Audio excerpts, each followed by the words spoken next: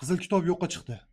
2025-yilda 25-noyabr kunidan boshlab endi sizga qizil kitob berilmaydi. Endi sizga texpasport va QR-kod kadastr beriladi xolos.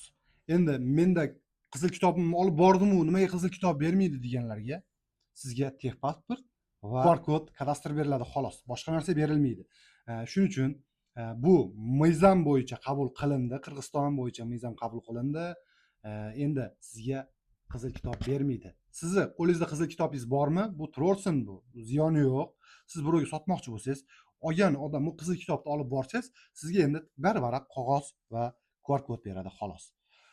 Shu bilan ishingiz yengillashadi va bu videoni maksimal tarqatib qo'yasiz. Sabab bilmagan odam bilib olsa, bu yerga kelganda, kadastrga kelganda o'ylanmaydi va xijolat bo'lmaydi. Ishi oson va tez bitadi. Assalomu alaykum va rahmatullohi va barakatuh.